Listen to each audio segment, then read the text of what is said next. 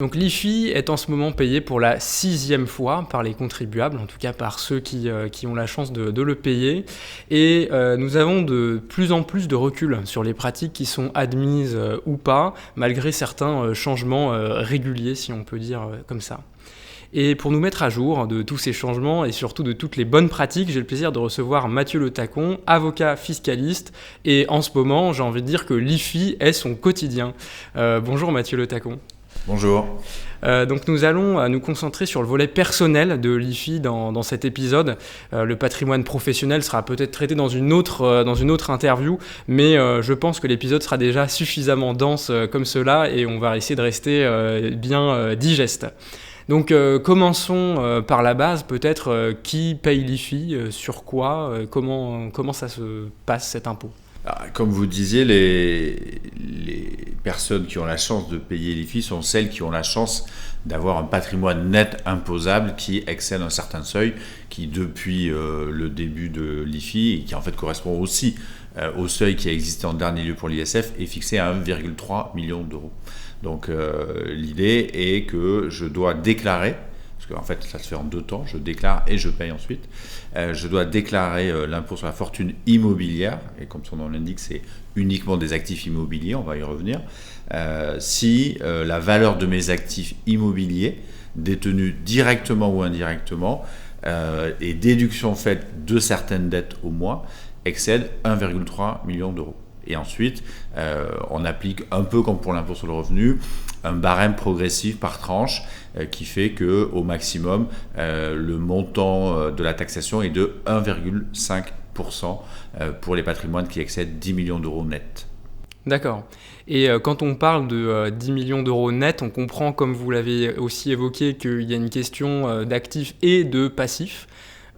Quels sont peut-être qu'on peut commencer à l'envers et commencer par les passifs puisque c'est un sujet qui passionne. Alors le passif déductible est beaucoup plus limité que celui que l'on pouvait connaître pour l'ISF, puisque ce n'est que du passif évidemment lié aux actifs immobiliers qui sont imposables, et ce sont des passifs qui doivent être liés à l'actif immobilier du fait de la détention de l'actif immobilier. Donc à titre d'exemple, de la dette liée à des cautions que j'ai perçues de mes locataires n'est pas déductible parce que ces dettes-là, c'est-à-dire des sommes d'argent que j'ai récupérées de mes locataires, en fait c'est lié à la mise en location, donc pas à la détention. Donc ça veut dire que évidemment la dette d'acquisition, une dette bancaire, j'achète ma résidence principale au moyen d'un prêt bancaire, je vais pouvoir déduire par principe la dette bancaire correspondante.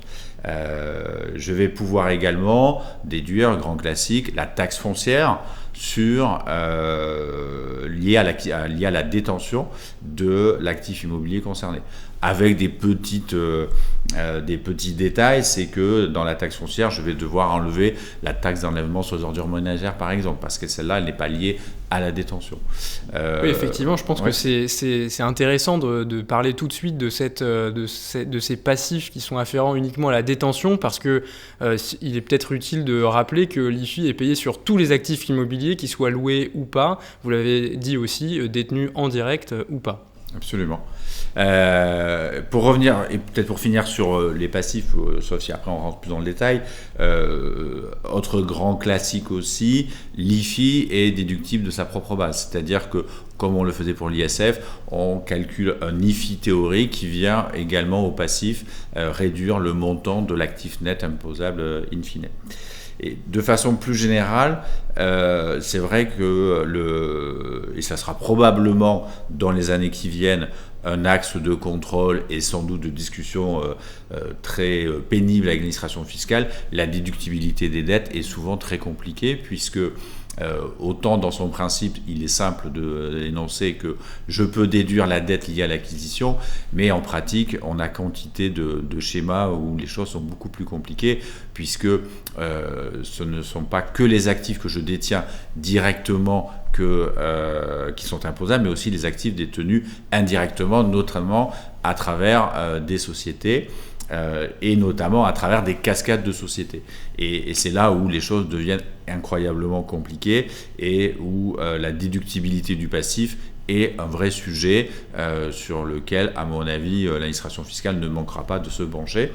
Alors, sur ce sujet, disons-le tout de suite, pour l'instant, nous, notre expérience et l'expérience qu'on voit autour de nous, c'est que l'administration fiscale n'a pas encore diligenté de façon systématique des contrôles sur les modalités déclaratives, en tout cas dans le détail du calcul, notamment sur ces problématiques de dette. Pour l'instant, on reste quand même essentiellement sur les problématiques relativement classiques de valorisation des actifs. C'est le sujet évidemment éternel de est-ce que j'ai déclaré la valeur de ma résidence principale, de ma résidence secondaire, de mes SCI, sans trop les sous-évaluer. On sait que le sport national a toujours été, en matière d'impôt sur la fortune en France, de évidemment ne pas forcément donner la valeur vénale exacte, sachant que la valeur vénale exacte est un sujet inépuisable puisque je ne sais jamais quelle est la valeur vénale réelle d'un actif que je détiens tant que je ne l'ai pas cédé. Voilà. Donc évidemment que dans de nombreuses déclarations, on est un peu ou très en dessous du marché. Évidemment, le jeu du chat et de la souris est éternel de savoir est-ce qu'il faut que je régularise, est-ce qu'il faut que j'attende que l'administration fiscale vienne me voir, est-ce qu'il faut que je prenne les devants. Voilà, ça c'est des sujets très classique aussi pour nous.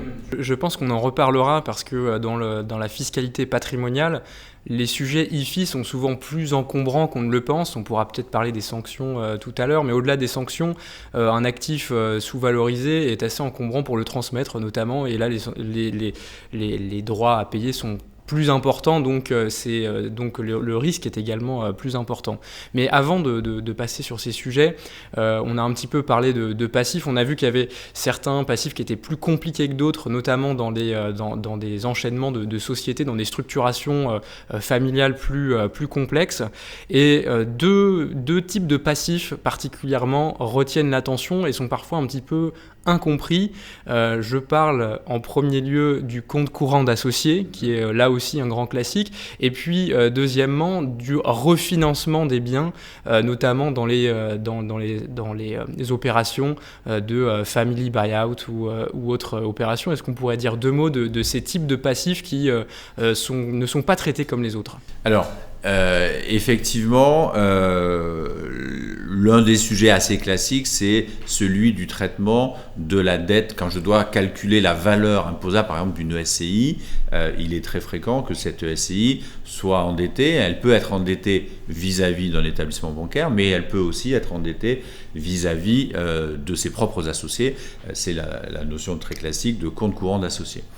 Un compte courant d'associé, très souvent, il n'existe pas de convention spécialement dédiée aux modalités de remboursement, aux modalités de rémunération, et donc finalement on a un compte courant d'associé qui soit est stable d'année en année, soit qui augmente d'année en année. Et d'ailleurs, ça a été l'une des premières modifications de l'IFI une fois qu'il a été créé en 2018, c'est finalement de se dire, attention, il y a un sujet de la part du législateur, parce que finalement, on peut avoir des dettes éternelles, puisque si j'ai un immeuble qui a été financé par un apport en compte courant, d'un point de vue très comptable, en fait, j'ai une SCI qui vaut 0, puisque j'ai un capital de 1 euro, un immeuble qui vaut 1 million, mais si j'ai 1 million de dettes de compte courant, ma SCI, elle vaut évidemment 1 euro. Donc, il existe des mécanismes qui nous amènent en principe, parce que là encore, il y a des sujets d'interprétation possibles, à retraiter la déductibilité du compte courant, notamment lorsque le compte courant a permis le financement de l'acquisition de l'immeuble qui est à l'actif de la SCI. Et j'ajouterais aussi sur le compte courant, parce que ça c'est un point qui me semble pas toujours très clair, c'est que un compte courant, ça se forme évidemment si on paye le bien à la place de la société, le bien qui est acquis par la société, et ça se crée aussi, vous parliez d'augmentation tout à l'heure, si on rembourse à la place de la société, notamment une résidence secondaire qui serait dans la société civile, et même si parfois on n'a pas de comptes qui sont très qui sont soit très précis, soit même pas de compte du tout, ce compte courant existe quand même.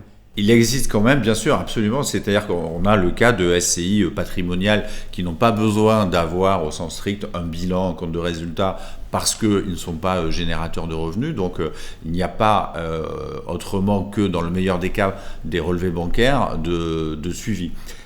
Donc effectivement, il existe des comptes courants, entre guillemets, cachés de la part de nos clients qui n'imaginent pas qu'il peut y avoir un compte courant. Donc effectivement, il faut être vigilant par rapport à ça.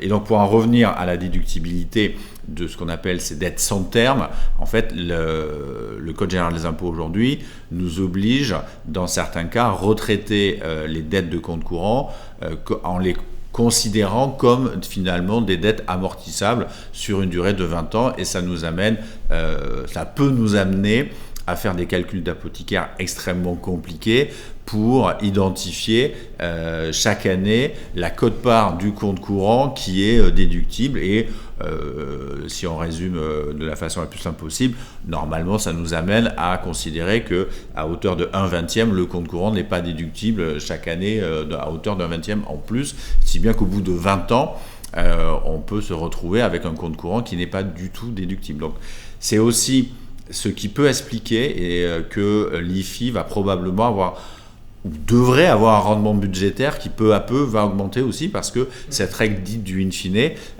petit à petit, augmente quand même significativement la valeur nette imposable de nos clients.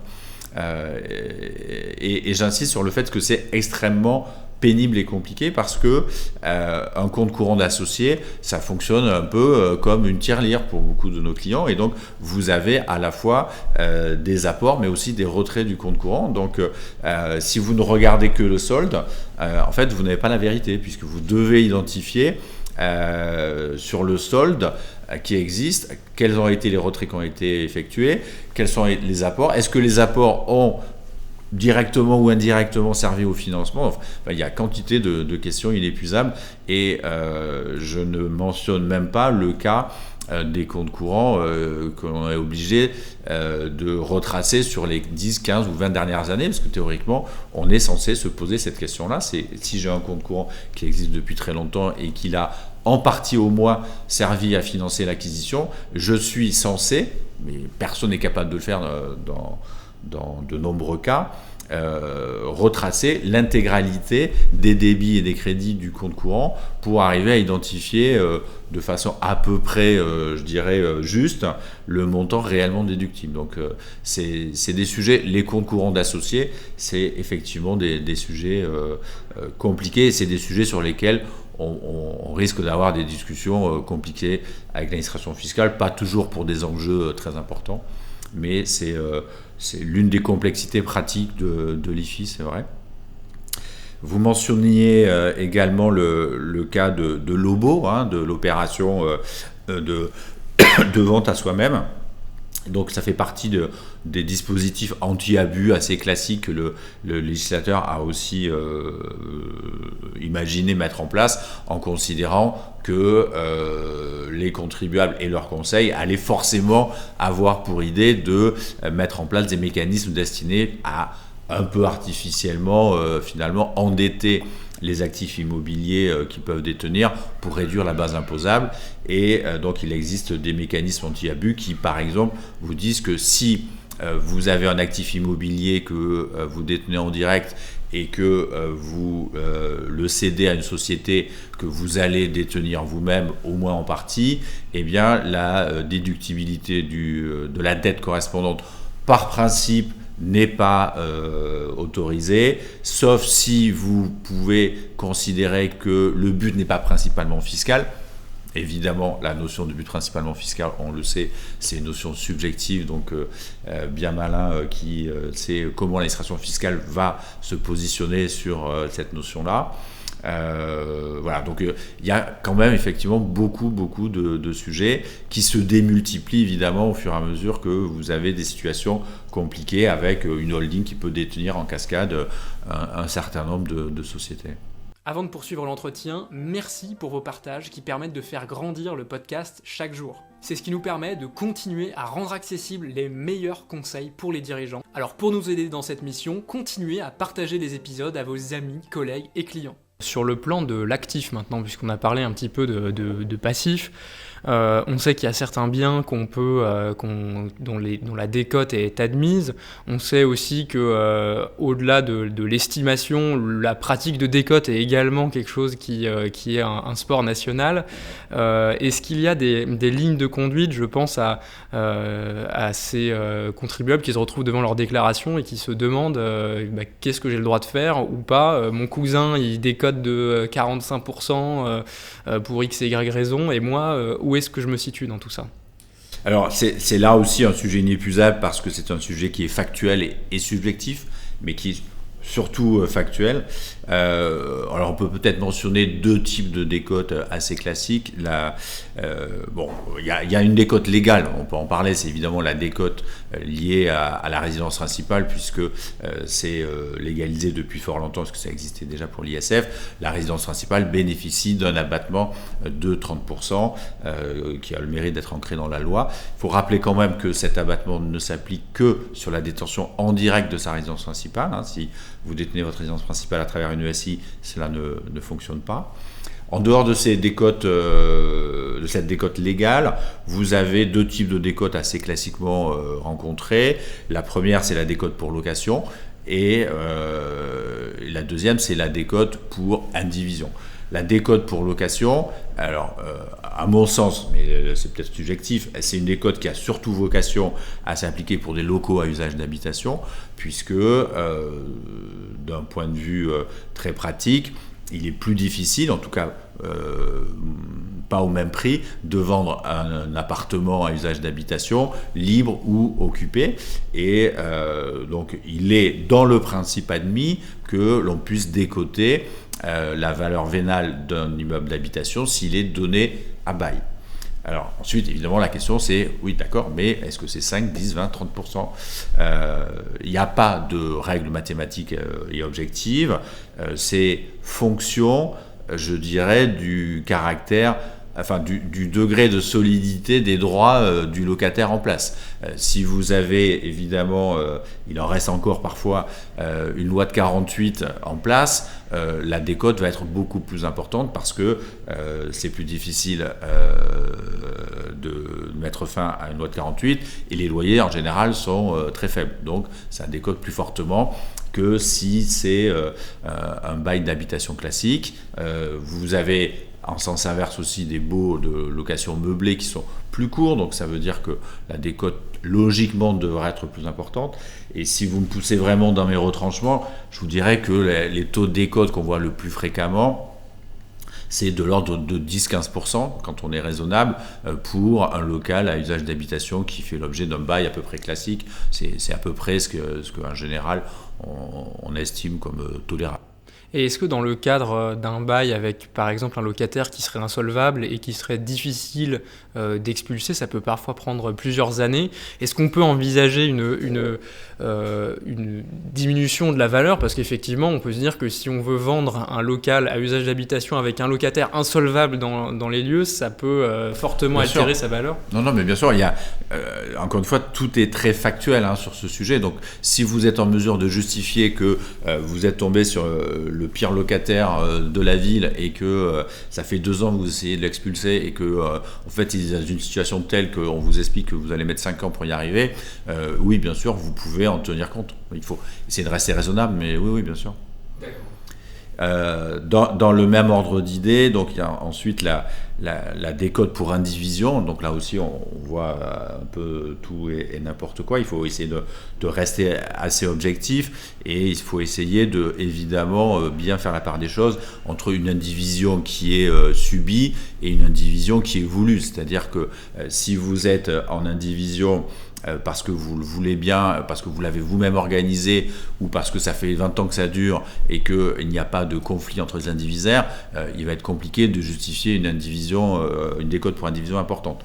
En sens inverse, si vous avez une indivision qui est particulièrement conflictuelle, avec des contentieux en cours qui s'éternisent et que personne n'arrive à sortir de l'indivision, on pourra aller chercher des décotes pour indivision plus importantes. Voilà, donc tout est une histoire un petit peu de bon sens finalement et de mesure. D'accord.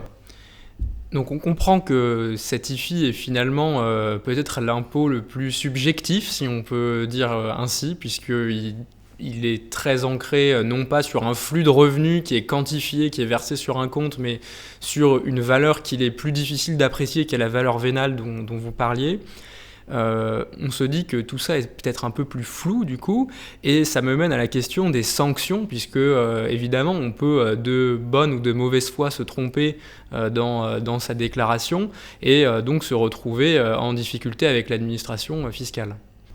Alors, peut-être qu'on peut parler à la fois des sanctions et de la prescription finalement, puisque les sujets sont un petit peu liés. Alors, il faut rappeler en matière de prescription que l'administration fiscale peut, s'il s'agit de remettre en question uniquement la valorisation des actifs que vous avez retenus pour déclarer votre IFI, la règle c'est une prescription triennale. Donc aujourd'hui, on est en 2023, l'administration fiscale peut vous demander de justifier et éventuellement de redresser la valeur déclarée des actifs sur l'IFI 2020, 2021 et 2022. Si en revanche il s'agit d'une omission d'un élément d'actif, vous avez plusieurs biens immobiliers, vous avez omis de déclarer l'un d'entre eux, là la prescription elle est de 6 ans, donc elle est plus longue. Donc évidemment, selon la prescription de 3 ou 6 ans, les intérêts de retard ne vont pas être évidemment du même niveau, puisque les intérêts de retard s'appliquent selon 3 ou 6 ans. Ensuite, en matière de sanctions, alors il y a plusieurs sanctions possibles. Alors, point important, lorsque vous n'avez pas souscrit préalablement de déclaration, parce que c'est un sujet classique que l'on a à traiter, c'est ceux de nos clients qui n'ont pas pris le train en marche au bon moment, c'est-à-dire que la valeur de leur patrimoine a augmenté et ils se retrouvent tout d'un coup à se dire « Oups, finalement, je n'ai pas encore déclaré, j'aurais peut-être dû déclarer depuis 2, 3, 4, parfois beaucoup plus années. » Donc, lorsque je souscris en retard des déclarations d'IFI pour la première fois, j'ai une majoration de 10% qui va s'appliquer de facto. En revanche, si je suis uniquement redressé sur la valeur d'un bien que j'ai déclaré sur une valeur 100, mais que j'aurais dû déclarer sur une valeur 150, je ne vais pas avoir de majoration automatique de 10%. D'accord. Et donc, dans le cas où je n'ai pas souscrit de déclaration, on peut penser à toutes ces personnes qui sont un petit peu à la frontière et qui estiment, à tort ou à raison, qu'elles sont en dessous, et peut-être qu'au final, elles étaient au-dessus. En tout cas, l'administration peut chercher à le prouver. Si on s'en inquiète personnellement et qu'on se dit, bon là, j'étais clairement au-dessus, il faut que je rectifie ma situation, est-ce qu'on doit faire 6 années de déclaration en arrière, ou est-ce que finalement, c'est une autre prescription qui s'applique? Quelles sont les années à régulariser volontairement finalement quand on n'a pas déposé? Lorsque je n'ai jamais déclaré, j'ai une prescription potentielle de 6 ans. Voilà, c'est de la même façon que lorsque j'ai omis de déclarer, c'est une prescription de 6 ans. Donc ça, c'est une question évidemment qui se pose et qui, lorsqu'elle se pose, en fait, la réponse dépend de la valeur que l'on arrive à identifier à rebours sur les années antérieures pour déterminer si... Alors pour l'instant d'ailleurs, on n'a pas encore exactement 6 années d'IFI, puisque ça a commencé qu'en 2018, mais parfois on fait aussi des déclarations encore de régularisation d'ISF, ça peut arriver. Mais voilà, c'est 6 ans lorsque je n'ai jamais déclaré. C'est d'ailleurs un conseil que l'on peut donner, à mon avis, c'est que c'est souvent un mauvais calcul de se dire je suis déjà imposable à l'IFI, je ne l'ai jamais déclaré et je vais attendre que l'administration fiscale vienne me chercher. Pourquoi ? Parce que lorsque je suis dans cette configuration-là, en fait, je risque déjà d'être recherché sur 6 ans lorsque je peux être recherché que sur 3 ans si j'ai fait des déclarations au fil de l'eau. Donc c'est pas déjà le même scope en termes d'années susceptibles d'être redressées. Et ça permet d'éviter la majoration de 10%, puisque si j'ai fait des déclarations que je n'ai entre guillemets que sous-valorisées, je n'ai pas de majoration de 10%, sachant que la majoration de 40% est pour l'instant, sauf évidemment les cas, et il y en a où la sous-évaluation est quand même assimilable à la provocation, parce qu'on voit parfois des choses assez ahurissantes, mais la majoration de 40% pour manquement délibéré est globalement assez peu appliquée par l'administration fiscale lorsqu'il s'agit de simples problèmes de sous-valorisation. Donc je pense que c'est souvent un meilleur calcul de se dire, en fait, il vaut mieux finalement, quitte à prendre un risque, il vaut mieux sous-valoriser un petit peu mais déclarer plutôt que de ne rien déclarer, parce que ça finit par coûter beaucoup plus cher. Là, on parle des cas qui sont un petit peu sur la frontière, qui sont un petit peu sur la limite. J'en ai touché un mot tout à l'heure sur les sujets de transmission et les éventuelles difficultés que peuvent présenter des déclarations IFI qui sont sous-valorisées, voire non déposées. Quelles sont les implications pratiques que vous voyez et quel est le conseil que vous pouvez donner à vos clients dans cette situation où ils sont potentiellement sous-valorisés et puis peut-être que dans quelques années, ils seront amenés à envisager une transmission? Alors, c'est effectivement tout à fait vrai, c'est que il faut être clair, l'administration fiscale n'a pas, même si elle a des moyens technologiques de plus en plus efficaces pour arriver à détecter des sous-valorisations, mais jusqu'à présent, on a quand même constaté qu'il n'avait pas les moyens de pouvoir vérifier les valeurs vénales de toutes les déclarations IFI, même s'il y a beaucoup moins de contribuables à l'IFI qu'il y en avait pour l'ISF. Et donc, on voit quand même des dossiers sur lesquels il y a des sous-valorisations qui perdurent d'année en année, et souvent depuis des périodes très très longues. En revanche, lorsque une mutation intervient, que ce soit dans le cadre d'une cession à titre onéreux, je vends ma maison par exemple, ou lorsque il intervient une donation, une succession, là les enjeux sont plus importants. Les enjeux sont plus importants parce que si je vends, en général j'ai une problématique de plus-value, et donc avec des enjeux qui font que le dossier est quand même généralement scruté, et à ce moment-là on se pose la question, et puis surtout apparaît de façon criante potentiellement le fait que je vends 2 millions le bien que je valorisais péniblement 800 000 euros, évidemment là ça soit un peu comme le nez au milieu de la figure. Et de la même façon, lorsque intervient une transmission par donation ou par succession, les enjeux en termes de droits de donation et de succession sont tels, puisque le barème n'est pas de 1,5%, on sait qu'on est sur des transmissions qui peuvent être taxées jusqu'à 45% sur de l'immobilier en tout cas. Eh bien, dans ce cas-là, on joue moins avec le feu et on se rapproche, en général, dans une donation ou d'une succession, beaucoup plus fréquemment et de façon un peu plus contrainte de la vraie valeur vénale. Donc, c'est dans ces occasions-là, vente ou donation ou succession, que apparaît généralement une sous-valorisation manifeste. Nous, notre conseil, en général, dans ces cas de figure-là, c'est dans l'anticipation de l'opération globale, d'anticiper sur la régularisation et de procéder concomitamment à l'opération soit de vente, soit de donation de succession, de procéder à une régularisation. Parce que notre expérience, c'est que c'est globalement évidemment plutôt bien vu par l'administration fiscale, qui est plutôt satisfaite qu'on fasse le travail à sa place, donc qui en général ne remet pas en cause les valorisations qu'on peut essayer d'identifier à rebours sur les années non prescrites, et qui évidemment ne nous applique pas de majoration de mauvaise foi, sauf cas très particuliers, mais voilà. Donc nous, notre conseil, c'est quand même plutôt effectivement de tenir compte, dans le cadre de ces opérations exceptionnelles de vente, donation, du coût d'une régularisation potentielle quand ça fait apparaître de façon assez évidente une sous-valorisation. Merci pour ces réponses.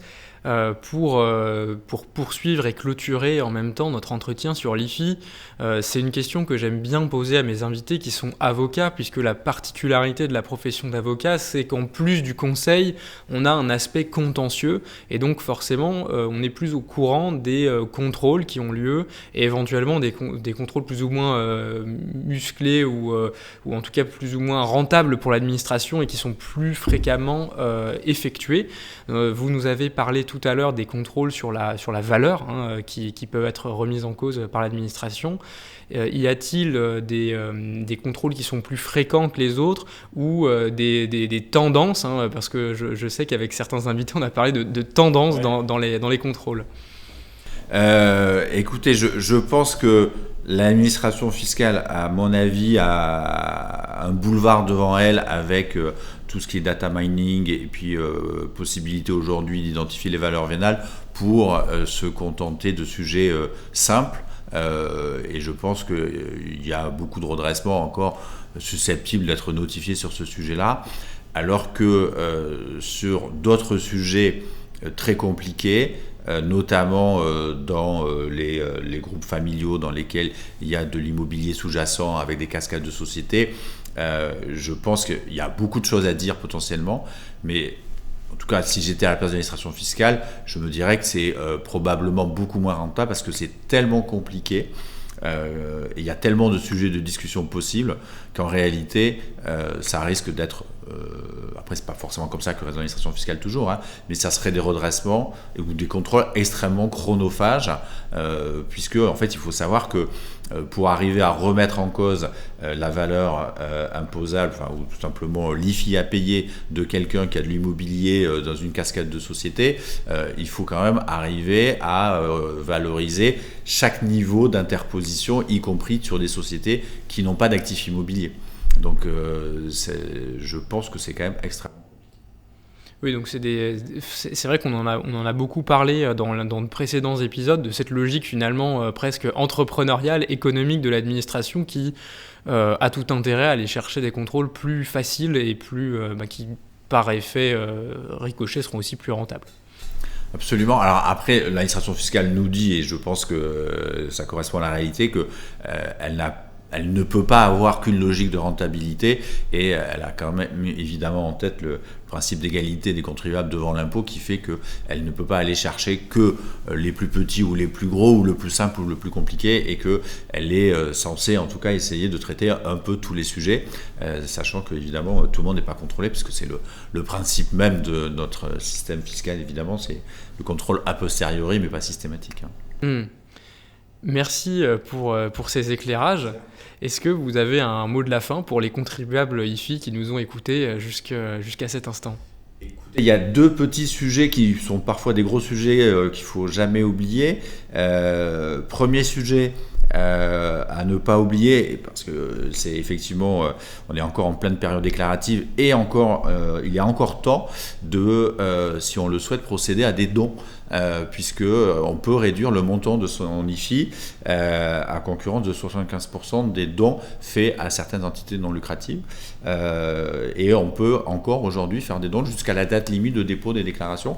Donc pour ceux qui sont encore dans les délais pour déposer leur déclaration d'IFI, ils peuvent procéder à des dons avec un taux de 75% qui est donc quand même relativement efficace.